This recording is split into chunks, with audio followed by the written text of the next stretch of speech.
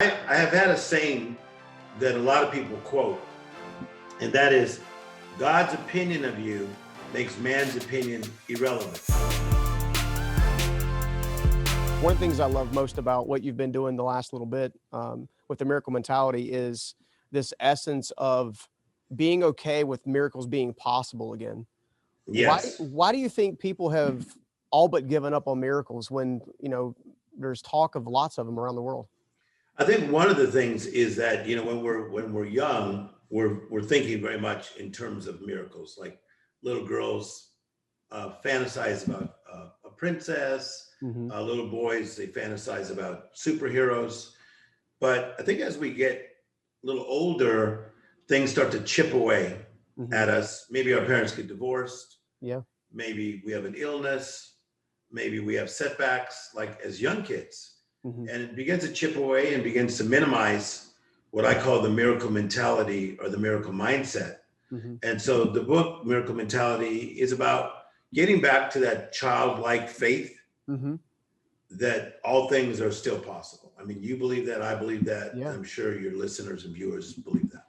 Well, I think that's the primary purpose behind the entire show. I intentionally titled the show Stuck to Unstoppable because from my experience with the right perspective and the right training and the right commitment, that literally anything is possible. And like I was sharing with you briefly off air is, going from homelessness to where I'm at today, one of the key things that have happened was there was this essence of committing, changing perspective, all of that. And that's when I actually started to see the divine favor start to touch different pieces.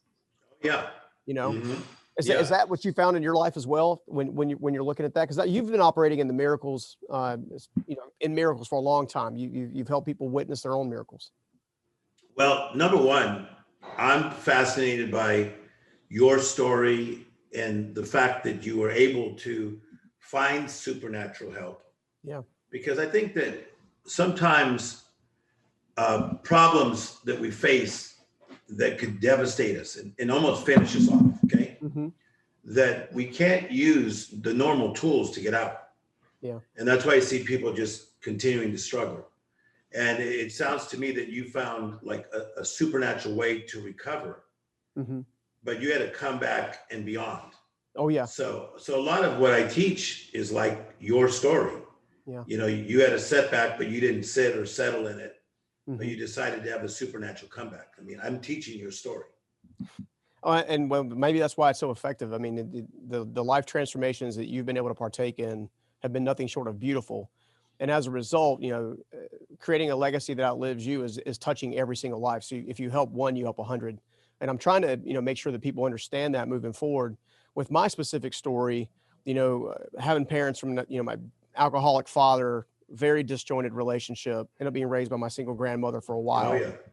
And, at 9 years old, I got a GI Joe in one hand and a Transformer in the other. And she comes to me and tells me I have to begin cooking and cleaning and helping her because she had just got diagnosed with cancer in the 80s, which was horrible. So, from my life, one of the things I've tried to help people understand is there's different levels of what I refer to as surrender. Yeah. I'm not sure if you've seen that in your own life and the people that you work with, but it seems like, there's a choice that we make to just believe like childlike faith, like you were talking about. And then there's the next step, which is put it in activity. And then there's a growth and then another, what I call a crushing and so on and so forth. Is that the kind of the framework that you see happening over and over again? 100%. And I mean, what you just said, you had two toys in your hands, Mm-hmm. and then it's your grandmother Mm-hmm. comes to you and talks to you about chores because she is dying. Yeah. The word dying means fading. Mm-hmm. Okay. So, wow. Let's just stop there for a second, because I think that that's a lot of people's lives. Yeah. That like right when I'm getting happy, something interrupts me Mm-hmm. and says, no, pay attention to this. Your mother's an alcoholic. Or pay attention to this. This marriage is not working. Pay attention to this. Yeah. Your daughter has asthma. Yeah. And so I think people want to live and play and think magical, miraculous thoughts, Mm-hmm. but these life interruptions hit. So what do we do, Tim Storey, when the life interruptions hit? We have to understand that we go through two things at once: recovery and discovery. Mm. Recovery is dealing with the pain of the present and of the past. Yeah. Discovery is dealing with the beauty of the present and in the future. Yeah. And if you don't pay attention to the discovery zone, your life will just be given to the recovery zone. Yeah. And I think that's where is at least for me, that's where I hung inside the pain for too long. I let pain become, and discomfort, if you will, become, well, being comfortable with the uncomfortable is not a bad thing if it's done the right way. But I settled in that pain for a long time, ended up suffering for several more years than I needed to because I didn't want to awaken. Yeah. Now, you talk a lot about overcoming roadblocks. I mean, you're always talking about the setback and the comeback and how those things play a role in our lives. When you're working with folks one-on-one, right? How are you able to see some of the roadblocks that they're not able to see themselves? Is it through the lens of your personal experience or the things that you went through yourself? Yeah. I think if you don't mind, because I'm a life coach, people, I think that I'm going to play with your story a little bit, because I personally think you wanted to get better, but did not know how. True. So I think that the reason I went there is because I think a lot of people want, but they don't know how. So if they don't know how, then many times if you're frustrated, it's almost like, I remember sitting in math class and Mr. Crow was in freshman math. And he says, okay, that was great. Now we're going to, and I'm like, whoa, dude, I just got down. I just got the thing you've been teaching for a month. Yeah. I own that. What's all that crap on the board? Yeah, right.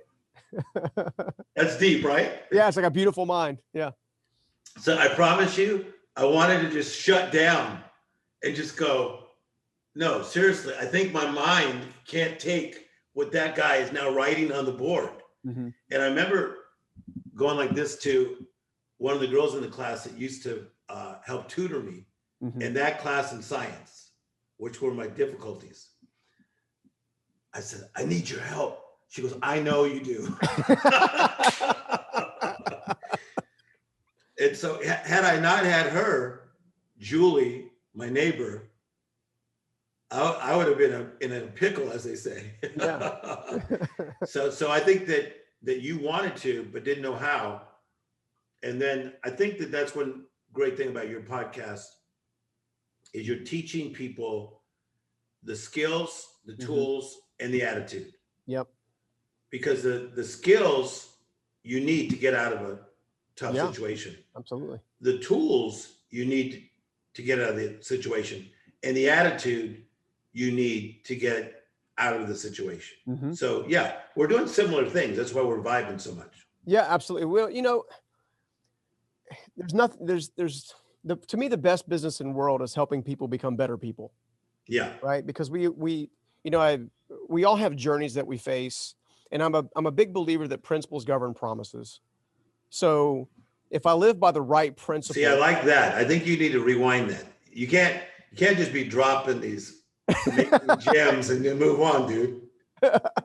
I'm just trying to have a conversation. So say that again. Principles. So principles govern promises.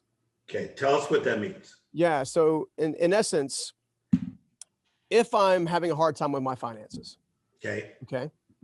There are principles that help me alleviate the strain of poor behaviors and finances. Okay? Super good. Yeah. So I let the principle govern the promise. The promise is, if I do these things and I act in accordance with this principle, I know over time I can expect this promise. Yes. The same thing with relationships. Okay, I like that. So if I've got a relationship, maybe a strained marriage, which I've unfortunately had a divorce before and now married to a wonderful woman. But going through that process, I didn't know at the time that I was accidentally not spending enough time with her in the moment because I was so focused on building the business that I thought that I needed to build to provide for her in the first place. Yeah, makes sense. So I wasn't living by the principle of connection or the intention of connection. I was living by the principle of a scared kid who's scared he's going to lose everything again. Yes, that makes sense. So that's where I see some of the roadblocks come into play. And one of the things that I love so much about the miracle mentality is there are so many beautiful stories. And number one, you share incredibly vulnerably throughout the book of your own story. Yes, finally. Yeah, right. But in doing so, I think there's not just the tactical takeaways that are in the book, but there's also this essence of the principle that governs the promises that you're now living, that you're now also trying to give. Yeah. So the reason I say finally is because, you know, once I started to find my way and to find my footing in life, Mm-hmm. is that a lot of people that I've always had around me have been very protective of me, and that's been like a blessing. Sure. And so even though I went through certain hardships, I think I was smart enough to like keep it within the circle of people that could help me, strengthen me, that were my real power partners. Yeah. But I think that in this book, I felt to share more about my life, just because I feel like a lot of those areas are healed in a better way. Yeah. I won't even say completely healed. I'm just saying healed in a better way. Yeah. So I didn't want to share when I had just gotten wounded. Yeah. Because then you would start spilling stuff that probably shouldn't spill. True. And I watch a lot of speakers do that, actually. Yeah. They're like, I'm just being vulnerable. It's like, stop. Yeah. So breathe. yeah, so I get into some things on this about how, you know, life can be mundane. Mm-hmm. Life could be messy, Mm-hmm. but life could escalate and go to the madness. Yeah. And when you're living in the madness, it's hard to think about the miracles. Yeah. So I talk about some of the madness that I created in my own life, or madness that just kind of showed up on my table. Yeah. Well, and again, I think that's one of the things that I love most about the work you've been doing, as well as the miracle mentality, is it's kind of a roadmap, because I've discovered, I'm sure you've discovered, that when we share our personal stories about what we've been through and the sufferings that we've been through, and it's coming from a healed place, you know, it gives us sympathy, empathy, and compassion for the person who's now going through something very similar. But it also gives it seems like it gives that person the permission to kind of try again and maybe learn to dream again. Has that been what you've been finding as well? Yeah, and I like your perspective. And we won't name his name, but we have a mutual friend that's an actor. Mm-hmm. And you know, you came into his life and you assisted him and helped him in that. And one of the things I love about that is that he's from a whole different culture. Yeah. Like, he's from my culture. Like, I'm from Compton, California. Yeah. He is from the same culture. Yeah. And there you are, all the way in North Carolina. Mm-hmm. Like, what do you know about Compton? Yeah. So I think that's cool that, you know, compassion doesn't see geography. Mm-hmm. Compassion doesn't see skin color. Mm-hmm. Compassion just sees pain, hurt, need. Yeah. And tries to fill that need. Yeah. Yeah. One of the things that our mutual friend that we've resonated both on is we both knew what it was like to suffer and to go without a home or to go without a meal.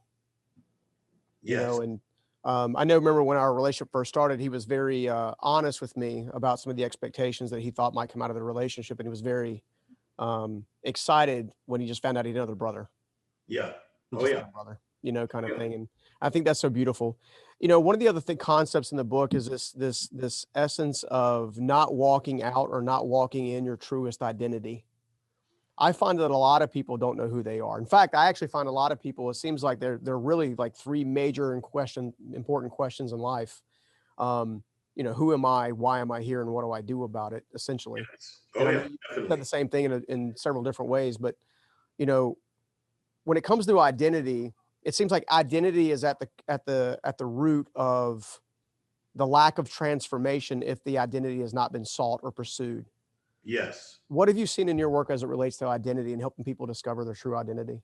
I mean, I truly, I have to go Bible on people. Yeah. Come on. People always say this about my journey, they're like, Tim, I can't believe your platform on how you teach so much Bible and draw so many people who are not Christian. Yeah. I would say as high as 60% of my following on social media has nothing to do with Christianity. Yeah. But they see the message of compassion that I am bringing forth. Yeah. And they're like either tolerating my Bible talk I think you're feeding them. or starting to like it. Yeah. So I got to go Bible because I think that we can try to keep looking within, and we can go to various destinations that are known for awakenings. Or we could think about Ephesians 2:10. For you are his workmanship, created in Christ Jesus to do good works that God prepared in advance for you to do. Yeah. So watch how cool this is. So I'm sitting in Oprah Winfrey's backyard, just me and her were talking as friends. And she says, I like this thought that you have when you talk about you don't believe in chasing dreams, you believe in cooperating with what heaven has already said. Ooh, that's good. So I don't chase anything. Yeah. I really don't. I don't believe in the chase. I believe in the cooperation. So I believe that everybody has been spoken over. Yes. That God has a purpose for their life. Yes. Okay, Ephesians 4:1 says, walk worthy of your calling. Yes. So I think your calling calls you. So you have your calling, and your identity is in who God says you are. Who does God say you are? He says you're wonderful, you're made in his image, you're creative, right? Yeah. So that's where the identity is found. And I have had a saying that a lot of people quote, and that is, God's opinion of you makes man's opinion irrelevant. It's so true. And so when you get a God's eye view on you and God's label, God's tag, God's mark on you, whoa. Yeah. That's a good place to be. That's why you could be a quiet guy, but that's who you are. You're cool with being quiet. Yeah. You know, you could be a guy with 9 jobs and that's working for you. Be the guy with 9 jobs. Yeah. So your identity is found in knowing him. I love it. I love it. My grandfather used to say, in fact, he passed away. He actually, a quick story. My grandfather told me from the day that I was born, I was the first grandbaby that they had in the family on my mother's side. And my grandfather, from the day I was born to the day he died about 2 years ago, always introduced me to other people as his little soul winner. Yeah. From the day I was born to the day he passed, including 5 years when I was a practicing, professing atheist in my worst of worst, when I was going through basically the hell on earth. Yeah. Half of which was my doing and half of which was me just figuring out life, and God, you now using that to help me help other people, essentially. And when you said the word calling, there's an essence of even myself now, and I think everybody feels this. I know you've felt it before yourself. Yes. Essence of I'm feeling like I'm being wooed, but I don't know where and I don't know why, which then necessitates the fear of doubt, or the essence of doubt in the how that you mentioned earlier. Yes. How have you been able to work with folks to help awaken maybe the calling that's kind of dormant? Because I find that a lot of people that I bump into, they're so close to their calling, or they're so close to the impact, or they're so close to what I would refer they're meant to do, they were designed for, that it's so second nature, they're not thinking about it. I know that was true for me.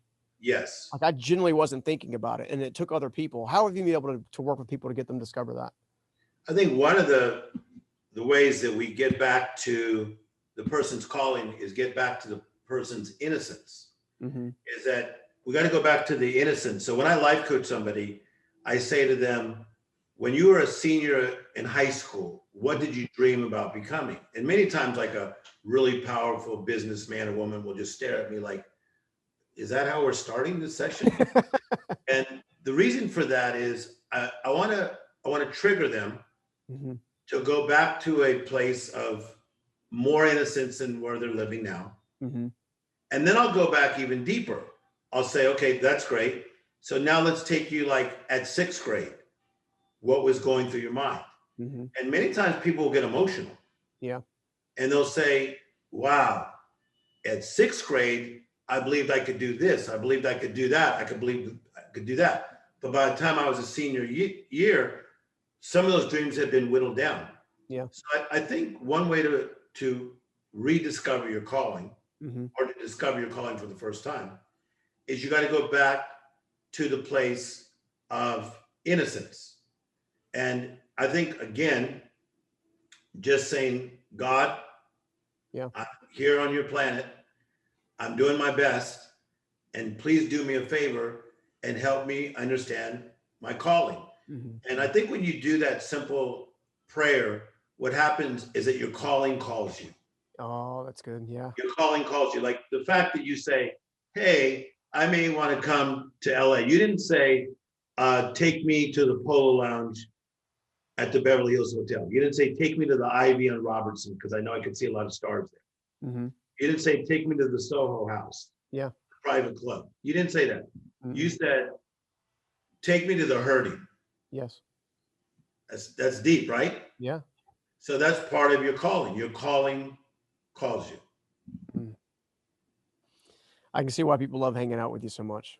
I really do. Well, I feel the same about you. Rock on. Well, you know, it seems like that there's a pathway that it seems like a lot of folks are searching for a microwave success or a microwave identity. They want it quick, quick, quick, now, now, now.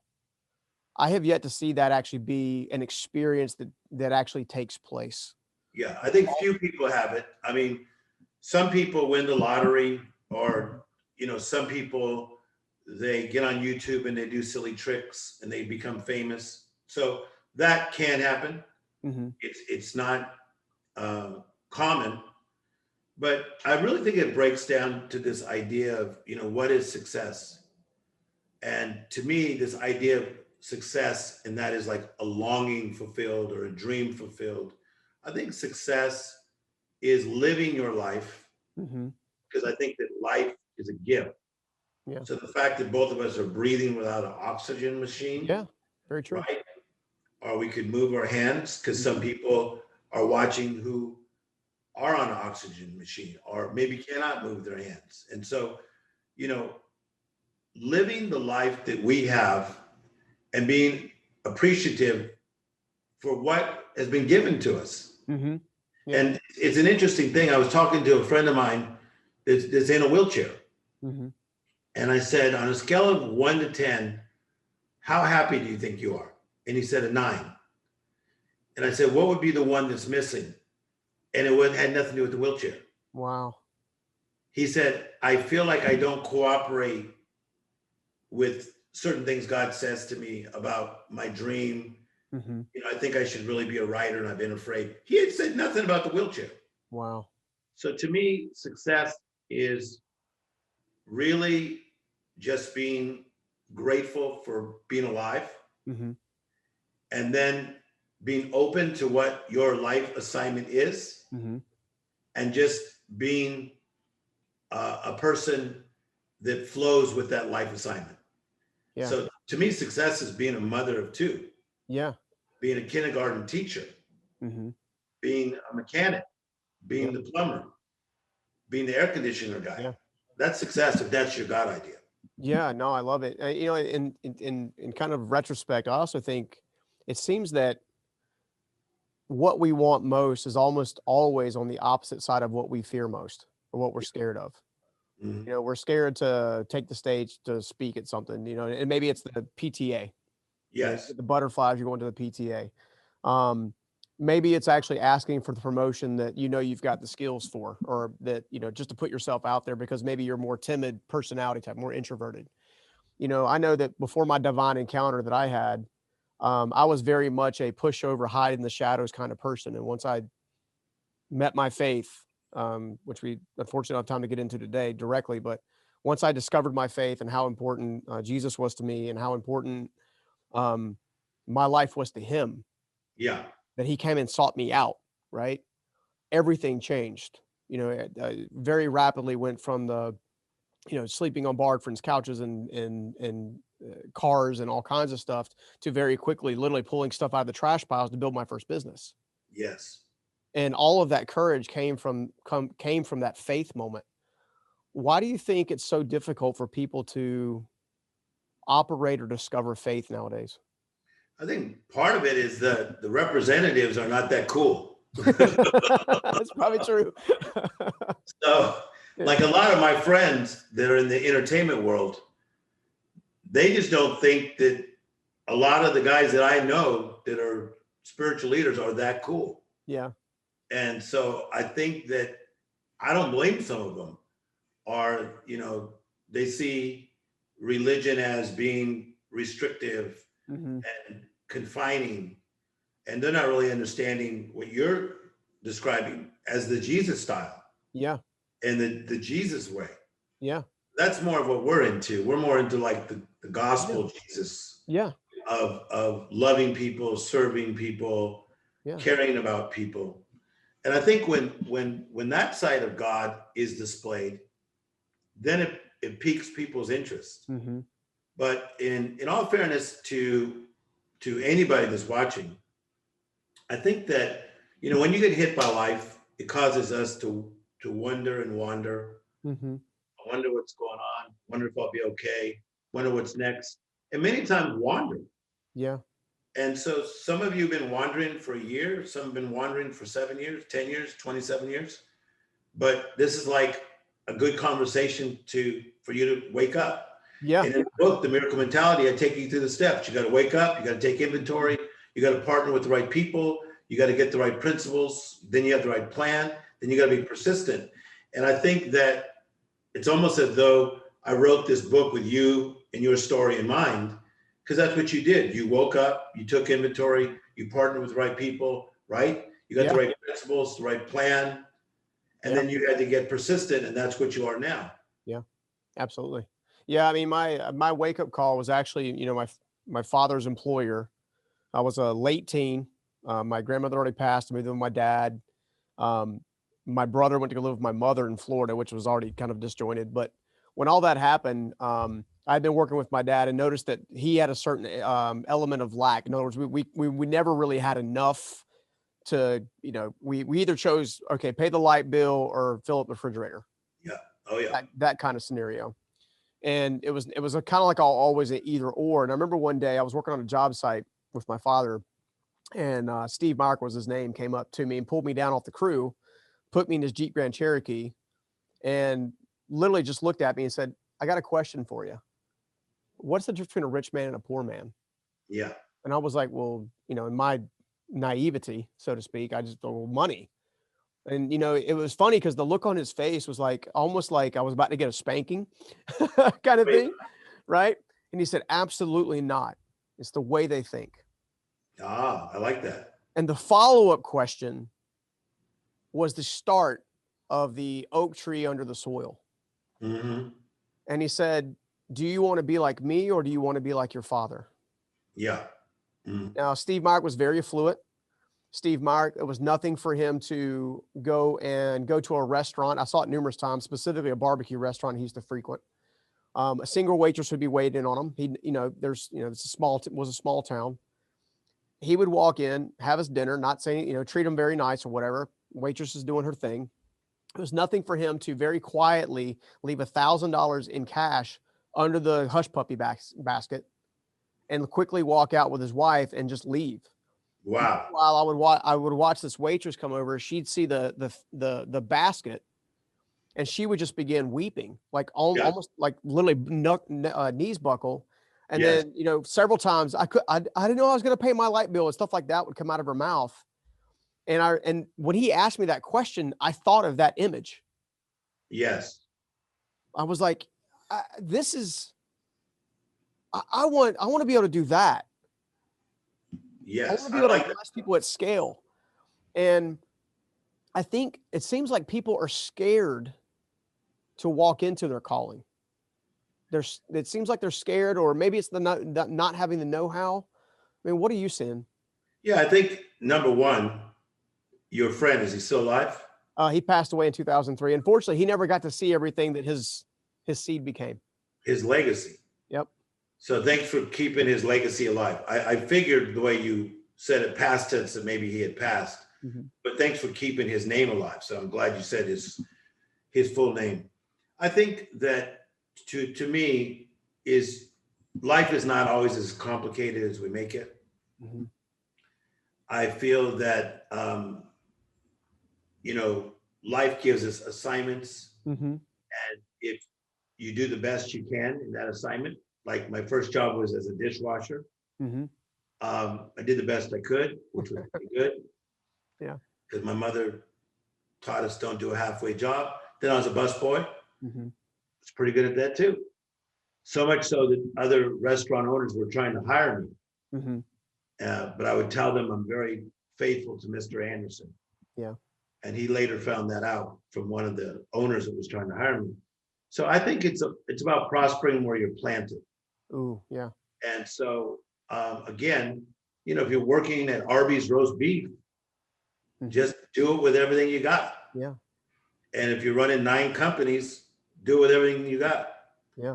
And I think that when you do that, God sees you and says, that was a great assignment. And then if you don't mind, go do this and go own that and go do this and go bless all these people. And he gives assignments. Yeah, I'm a big believer in the 5-talent story, 5-talent principle parable. I've been trying to teach my kids because all 3 of my kids are my daughter's a young lady we adopted when she was single and pregnant a few years back, and is now I'm a grandfather. I've got a grandchild that's 5 and one on the way. I've got 2 boys that became my sons when I married my wife. Yeah. And the one thing that I've hoped they've been seeing, and I've been illustrating on their behalf, is to be faithful with the little and then be made master over much, because that's been my experience. It seems that people who want to be made masters over much without the experience, without putting in the work, without putting in the heart and the effort, unfortunately seem like they're chasing their tail. And the people that seem to surrender to, okay, I'm going to do the best I can, like you were just saying, tend to prosper as a rule of thumb. I agree. And I think that also it's like your friend that gave these large tips and gave them to waiters or waitresses. People in need, always people in need. People in need. I feel that, people that really are what I call world shakers, that bring big impact, usually don't even know that they're doing it at that level while they're doing it. Yeah. They're not really doing like a daily evaluation of how much impact they're having. Yeah. Yeah. Yeah. I think it's just their nature. Yeah. Yeah. Real people who will change the planet, it's just their nature. And they do it, and we get impacted, and then we talk about it. Yeah, I mean, it's beautiful to see. I mean, like I said, Steve, Susan Batts, there's been so many people that were my surrogate parents along the way. And I give all glory to God for that, because without them, I would be a very different young man. Yeah. Right. And well, you turned out pretty good, young man. Well, I appreciate that. Well, just for a second, because you're going to get some of my followers, tell them what kind of companies you own nowadays. Oh gosh. So I started in the construction industry, as you can imagine. So I built my first business out of the trash piles that I mentioned earlier. That company became a high 8-figure business that is in 3 states with 400 team members plus. That led me into the real estate game. So buying and flipping and holding. I actually, in the center that I'm in now, I own a live event center. Yeah. I was telling Evan he can come host one of his seminars here if he ever decides he wants to do them, for example. Yeah. And then outside of that, I got into thought leadership. I'm an author and a speaker, and travel and do as much as I can. I've been trying to serve as many people as possible during the COVID thing. We've got a live event coming up in the near future, and that I'm just trying to give back. I mean, there's my specialty is taking something of little value and increasing it in value. And that's kind of where the wheelhouse is. And almost all the business acumen that I've discovered has either come through God directly or through Steve Myrick and people like him along the way. So somehow along the line, you got a miracle mentality, and you believed in miracles, expected miracles, and now you have become a miracle. And so, yeah, I mean, how cool is that you're like a miracle story? Well, I definitely want to be that for other people because I had that illustrated for me as well.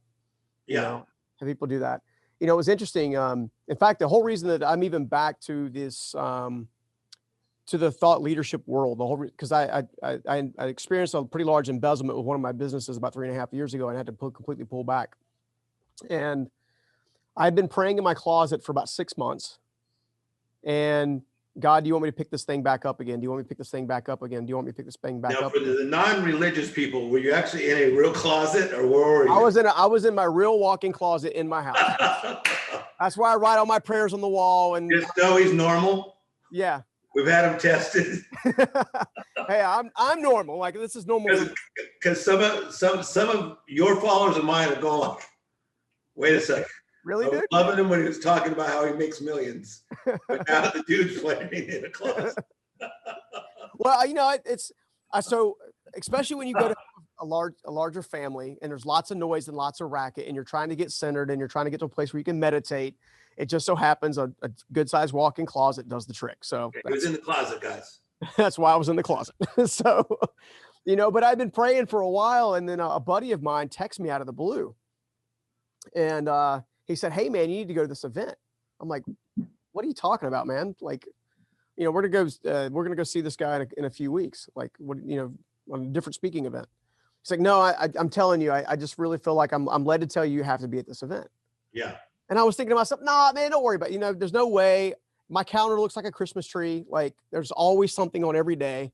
Yeah. You know, but because he's a buddy of mine, and because he's had this essence of having a prophetic voice, you know, enough to make me go like, all right, maybe there's something to this.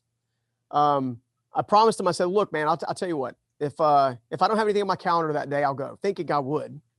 And of course, it's the only day within a 3-month window that I have nothing on it. Oh yeah. Wake up at 4 a.m., fly to Dallas, Texas. I was there for 4 hours. Went through a whole set of events, essentially thinking that I was supposed to be there to have some prophetic word or something be answered. Got to the very end of the event, and I'm really summarizing it in short form. But Sean Bowles invited me to come up and ask a question. I went there as an intelligent man with a business seminar, not thinking anything about it. And when I get to the corner of the stage and he literally just takes the mic and does like this is what happens. Out of nowhere, right? You started crying, people. Yeah, well, not just crying, wailing. Yeah. Right. And as a result, Sean's obviously, he's like, kind of took him by surprise. Ended up that one event ended up sending me to the back room where someone began to literally interpret 3 of my dreams. Yeah. Now, for those of you who don't share my faith, no big deal. Like, this is my world. These are my real life experiences. But in that came out of this, I want you to pick this back up, but it's not going to look anything like what you want it to look like. In fact, it's not for your glory, it's for mine. And that was kind of like the message behind it. And sure enough, we began rebuilding. I say rebuilding, literally it's more of a brand new venture altogether with the same concepts. And to me, that's the definition of a miracle. If you're seeking the divine will typically answer. Yeah, and I think that God also came at you according to your personality. Ain't no doubt about it. No, for real. Like, if somebody has 5 kids, you don't deal with them all the same. They have different personalities, right? Mm-hmm. So I think that you had to have some like God happenings. Yeah. That got your attention, and they did. And now, you know, we get to hear from you, and you're living this life that is full and overflowing, and you want to help more people. I do. And, you know, it's like I said, it's been one of those situations where we are all trying. I think those that are really trying to make a difference will end up making a difference. Ooh. See, I'm just staying quiet sometimes because you come up with such good things. Like, what am I going to say next? Well, first of all, it's like, watch, if Michael Jordan's got the ball, mm-hmm. and he scores, shoots 8 shots in a row that go in. Mm-hmm. If you're Scottie Pippen, you just stay quiet. Well, you're no Scottie Pippen, young man. I'm all right. I'm all right with in that role right now. Well, I don't know in this, and you can totally tell me this is might be off limits, but one of the stories that I actually enjoyed a lot. I was actually So listening. just know I have 5 minutes because they make me go from one thing to another in my job. Yes, sir. Yes, sir. Final question. Final question. Here it is, ladies and gentlemen. The final question. What did the experience of your divorce teach you about the miracle mentality? I think divorce, I won't say about mine. Let's just say divorce from anything. Mm-hmm. Divorce means divided force. Mm-hmm. Divided force. So I think divorce from a company, business women, businessmen that are connected, and something happens and you get divided force. Mm-hmm. My situation in divorce from a woman who's amazing, and we're so close to each other nowadays that she has a key to my house, is that divorce was very, very painful. Yeah. And so I think any form of divorce that we go through, that we got to say, like, what role did I play in this divorce? What could I have done different? What can I learn? Mm-hmm. And then don't be the divorce. Like, I was talking to this guy on an airplane, American Airlines, and I said to him, "Are you single or are you married?" And he said, "I'm divorced." I said, "No. Are you single or are you married?" He goes, "I'm divorced," because he liked me. We've been talking for an hour. Yeah. And I go, "Come on, man. I gave you 2 categories, single, married." He goes, "No, I'm divorced." I go, "Buddy." And I said, "How long ago?" True story. He thought about it and he goes, 22 years ago. Wow. I said, "So you were divorced 22 years ago, Mm-hmm. and you're still living by the stigma and the label." Yeah. So I think if somebody is divorced from a long time, don't label yourself, "I'm a divorcee." Mm-hmm. Just say, "I'm single." Yeah. And you learn from the lessons, you grow, you adjust. If you need to apologize to anybody you've been divorced from in business, Mm-hmm. or in any form of relationship, because again, divorce is a split. Yeah. Then apologize and get better and move forward. Yeah. Yeah. So I think any type of challenge in my life, that the way I take it is, I like to learn. Yeah. So, and I'm okay with being undone. I'm okay with constantly growing, learning, adapting, and adjusting. Yeah. I love it. I love it. Well, look, Tim, I can't thank you enough for coming on for a little bit and hanging out with us. What a privilege. Yeah, it's been an honor for me as well. Where can everybody find out more about the miracle mentality? I think the best way to get the book, which is essential reading. I don't know if you saw that on the news. Yeah. So this is essential reading. I really mean this. The No, miracle. it is. I mean, it is. It is a book that everyone needs to read. I will say that hands down. I've been now through it twice. Yes. So you can get it on Amazon right now. The audio version, I read over 5 hours of my voice you have to hear. And the written version I wrote with an amazing editor who teaches at Princeton, Nick Childs.